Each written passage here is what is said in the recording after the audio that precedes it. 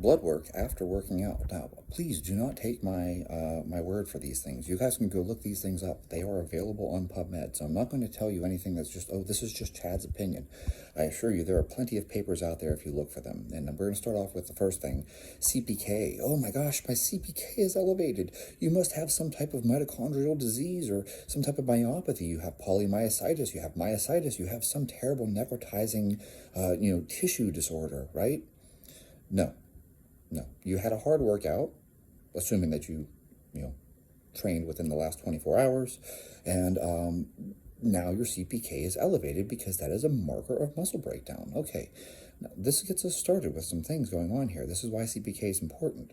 Because the CPK is elevated, now your aldolase and your LDH will also be elevated. These are markers of inflammation and breakdown in your body.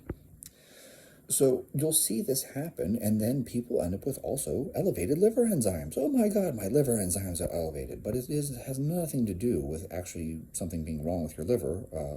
Let's assume that you're not taking methylated steroids.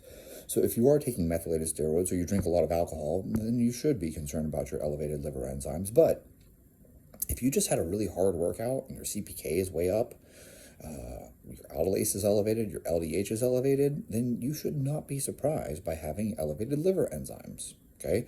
You guys can look this up. You can find studies where they looked at even like marathon runners, and after a marathon, their liver enzymes are elevated, their CPK is elevated, right? We're not done here, though. You'll see things like BUN, blood urea nitrogen.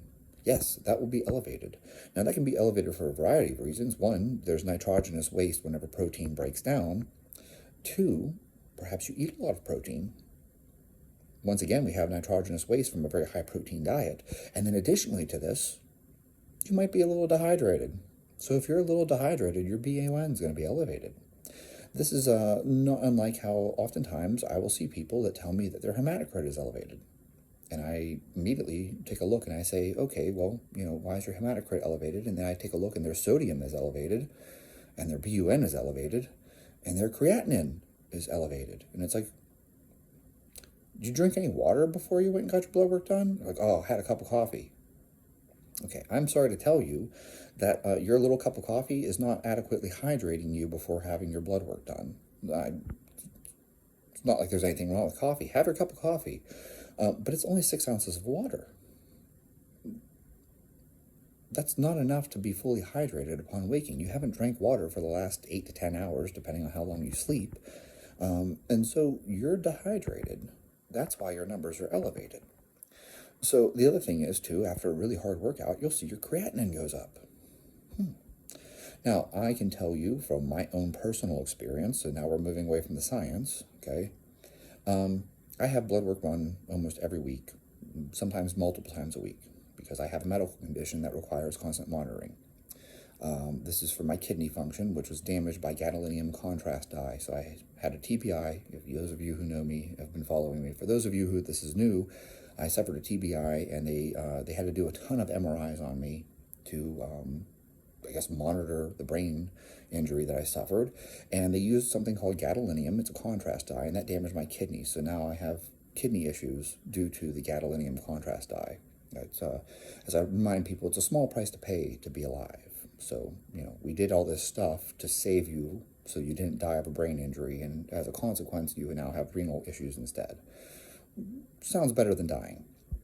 The point being, for my own numbers, if I work out really, really hard, like I just decide, you know what, I'm going and I'm going to squat super heavy, and I'm going to do nothing but squats for an hour, especially squats, because squats use a large number of muscle groups. Wow, my creatinine is really elevated.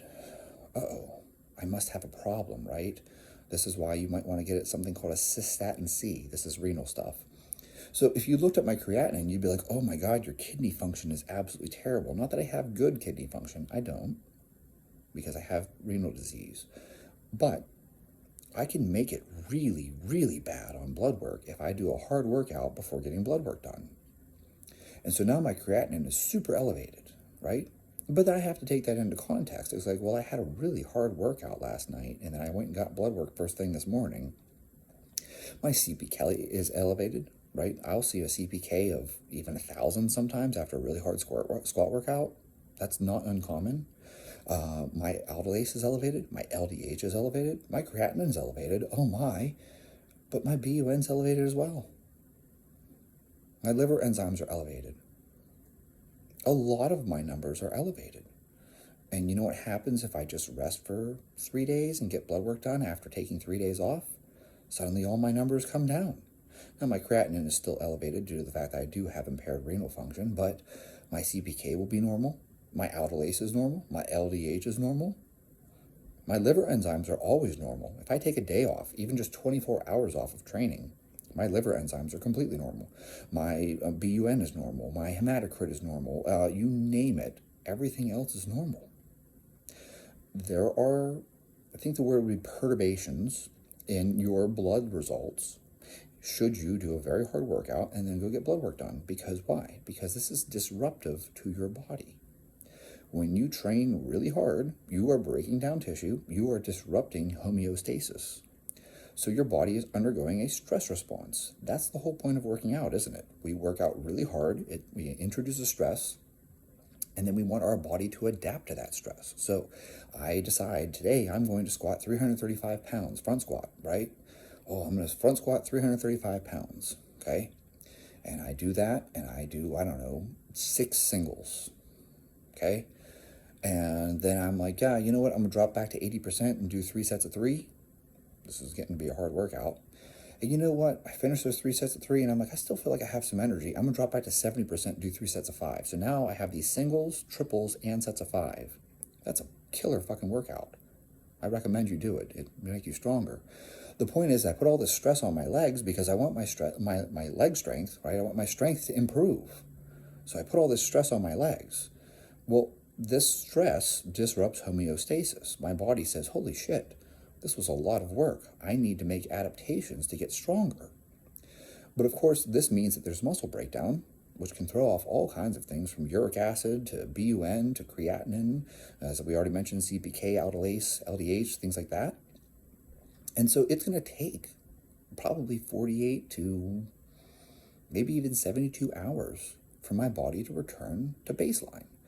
I get up the next day and my legs are sore.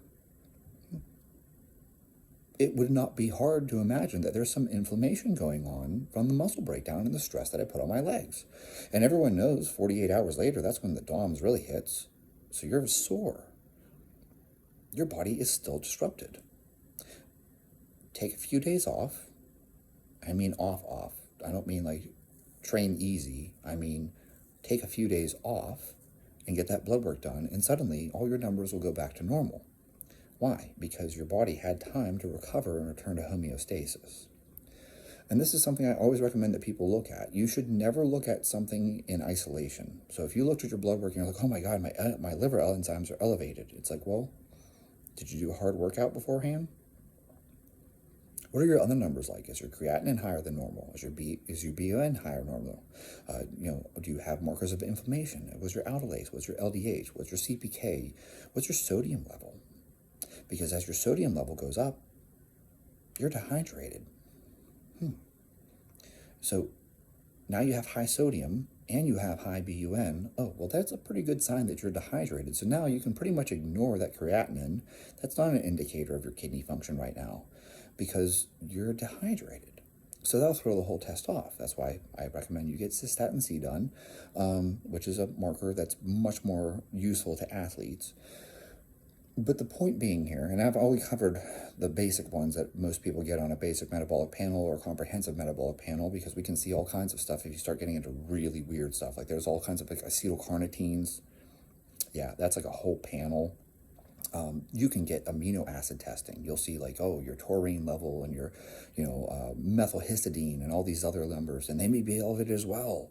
But it's like, did you do a really hard workout? Well, then your methylhistidine will be elevated. Now, most people aren't going to get that blood work done. Okay, I do. But most people don't have that test as part of their typical, they see a GP. There are certain numbers, you guys can look this up. PubMed has plenty of papers showing athletes and,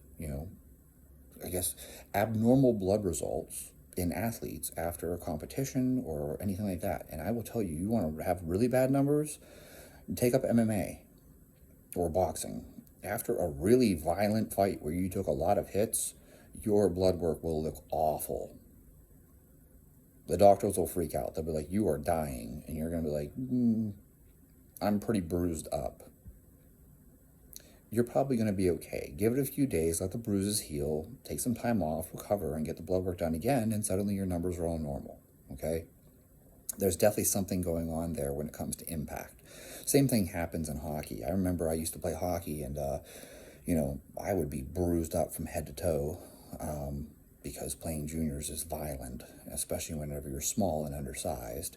And I would be just black and blue, and my blood work would look terrible. And then it's like a week later, my blood work's totally fine, okay? The same thing's true of, you look at special operations. There was a study on BUD students, and they all had low testosterone. They gave them a week of rest, and their blood levels all went back to normal. So even all these guys freaking out, oh, I have low testosterone. Do you? Do you? Or did you work out really hard, and now you have elevated cortisol, and so your testosterone level is down? Take a few days off, rest, hydrate. Take care of yourself. Let your body recover. Go get tested again, and suddenly your numbers come back up. Okay? So I think a lot of people, this is common in the fitness industry now. Every fitness influencer is on TRT. And I'm like, do you really have low testosterone? Or is it that you're overtraining, overreaching, you're training too hard, and then you're getting your blood work done without taking some time off to rest? So if you want accurate blood work, my advice to you is to rest for at least 72 hours, like full rest.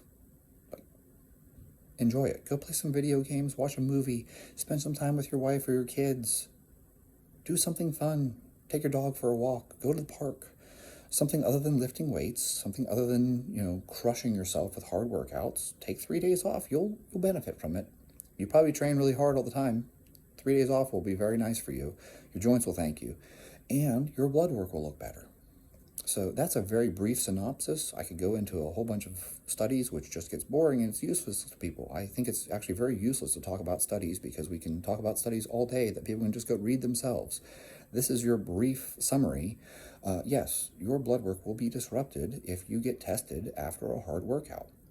So the solution is take 3 days off and get retested, and suddenly now you have a good example of what your body's baseline is at homeostasis.